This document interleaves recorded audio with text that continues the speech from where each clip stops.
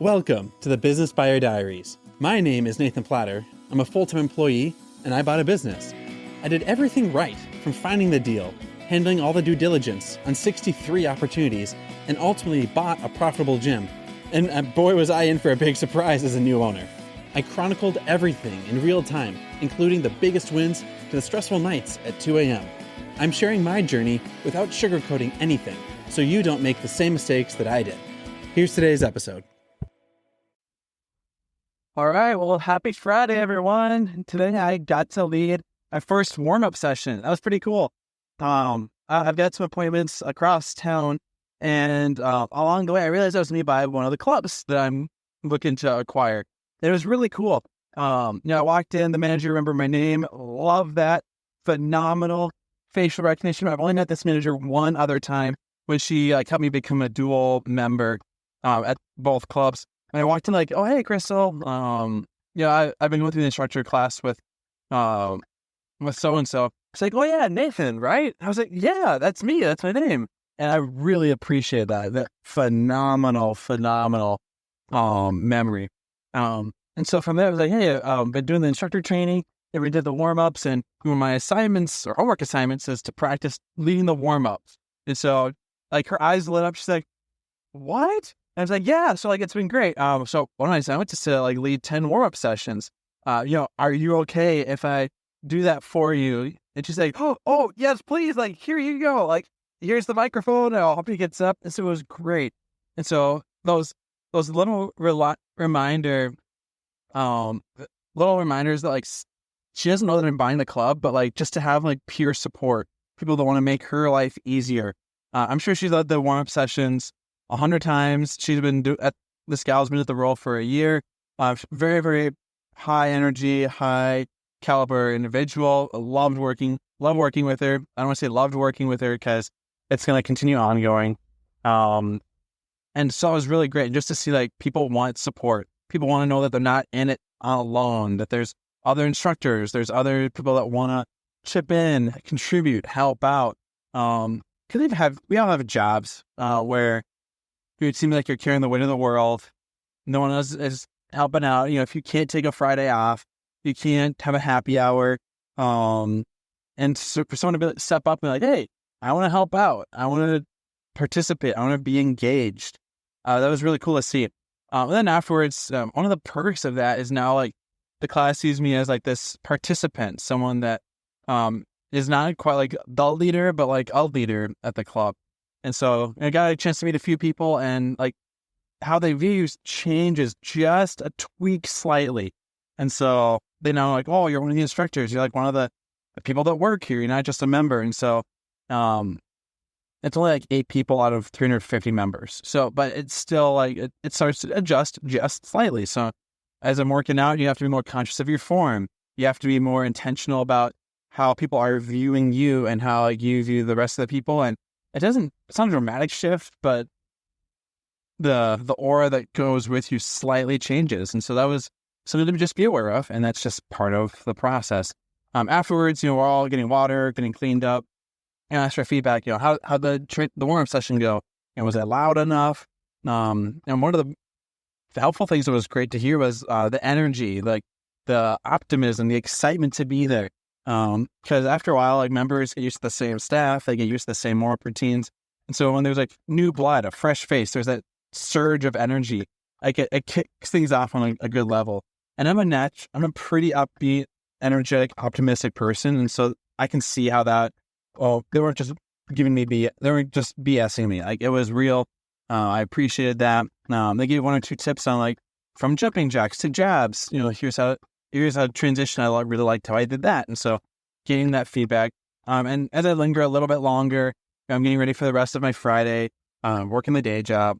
And now that I'm on the inside, if you will, had a chance to listen to eavesdropping. That's what I was doing. I was eavesdropping just casually, just to hear the manager talk to one of the other instructors about some plans that they have this Friday and how things are coming along with the other instructors, things they're working through with other members, other staff, and just little things that you pick up about the state of the state, which is great.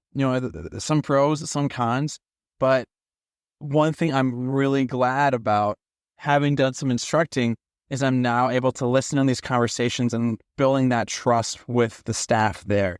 And so it was really cool to hear. I don't want to act like I'm this spy. I'm doing this secret reconnaissance and I'm snooping around. This is a club I'm pumped and thrilled and love to acquire, and we're going to make it happen. And this manager is stellar. I'd love to work with her. And so just hearing what she may say to like an instructor that may take a little bit, depending on the relationship dynamics, what is as easily shared with an owner versus what's shared with an instructor. I just make up an example. Say that she's struggling to find a new manager. I'm making this up. But say she's struggling to find a new manager so that she can have Fridays off, for example. If she's talking to a manager, an owner, it may come across as like she's whining or she's bitching about stuff for the sake of complaining. But if it's with other instructors, like they're in the trenches, they're in the weeds, they see it for themselves. So they're less likely to put it down and be like, oh, you're just complaining. Pull yourself up by your bootstraps and get it done. That may be what a manager does. I don't think the current owner does that. I don't know. But when she's talking to two other instructors, it's like, oh, guys, do you know of anyone else who wants to instruct? I'd like to enjoy like a long weekend on a Friday, which she totally deserves. That would be heard a little differently from instructor to instructor than it is instructor to owner. And so just knowing like, how people communicate, how they set expectations or how they ask for support. In this world of gyms and owners, folks are not making a fortune, they're making a living. And so the kind of person that's going to be a manager at a club or an instructor, they're going to be more transient. They're not as likely going to be someone who's been here for 20 years with 15 years industry experience and they used to making $100,000, $200,000, $300,000. And so the person's going to be a little more transient, working retail, working restaurants, working at bars. And that's totally fine. Those are respectable people that are doing meaningful work. That is awesome. But that also means you're going to have higher turnover. I think it's in another episode, a personal trainer has 100% turnover at an established like corporate club, like a Lifetime Fitness or an Anytime Fitness, a Snap Fitness, Orange Theory, F45. That's just 100% turnover for your frontline in the weeds people is normal. And so to get a manager to stay 2, 3, 4, 5 years, you got to give them more than money. And so it's these soft things. When I say soft, I mean, it's not tangible. You can't tap on your paycheck. You can tap on your paycheck. You can't tap on good communication. You can't tap on the ability. You can tap on getting new equipment or, things that really benefit people, but you can't, it's harder to lock down when someone is feeling listened, heard to, supported. And so like that communication, that advocating for people, acknowledging like they want to take a Friday off. So maybe you work a Friday so they can go to in Minnesota, we've got cabins. Minnesota is cabin country. You've made it if you own a cabin. That's your big thing. In Minnesota, we don't have like glamorous houses like in California or New York, but here, like if you have a house and a cabin, like you've made it. Like that's the Minnesota dream. But anyhow, I like to say like checking out. People want to go to a cabin with their friends. They want to have a 3-day weekend. The state fair is starting right now. People want to go to the state fair because it's a weird thing that we do in Minnesota and people love it, myself included. And so having that communication, that availability, having like backing your staff. People always talked about being a servant leader, and I always thought that was like, I'm a Christian. It sounds kind of Christian-y to say, like kind of a religious thing to say, oh, I'm a servant leader. I'm I'm writing the book on humility. Like I am supporting, like it sounds cheesy. I'm not going to lie, but like I'm starting to see that that's a real thing. If you're a servant leader for your club staff, like, yeah, as an owner, they don't pay me to do this, but I'm going to work the Friday and the Saturday shifts. I'd rather be with my family. I'm going to do it so that manager, you've crushed it. You're hitting amazing numbers. Take the 5-day weekend off. And right now it sounds easy to do because I'm not the owner. I'm not in those trenches. I'm not living that life yet.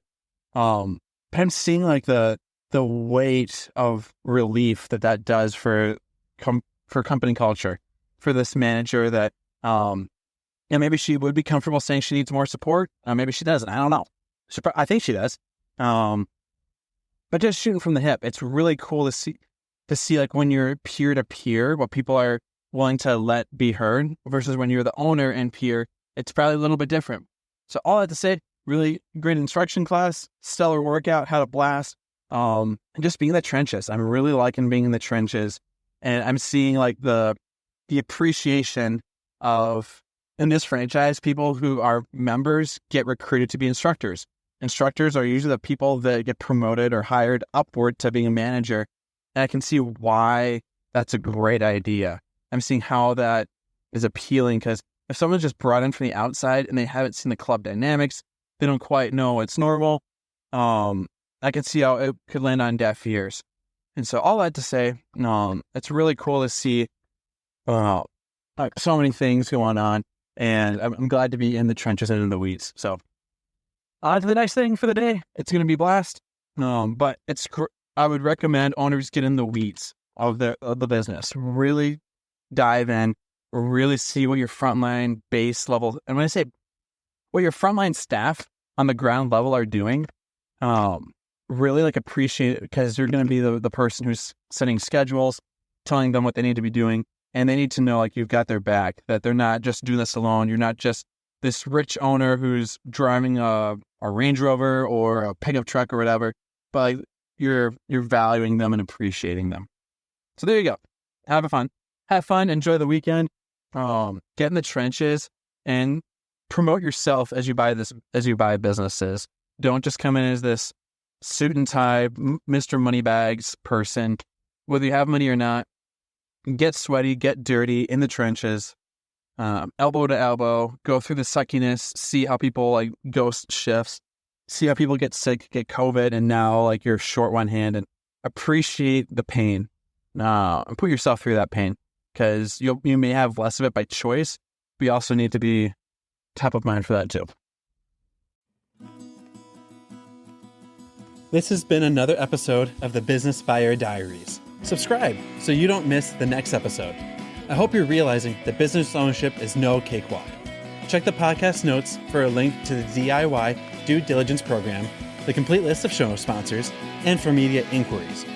Music written and composed by Wes Schrock. I'm your host, Nathan Platter. Join me again on the next one.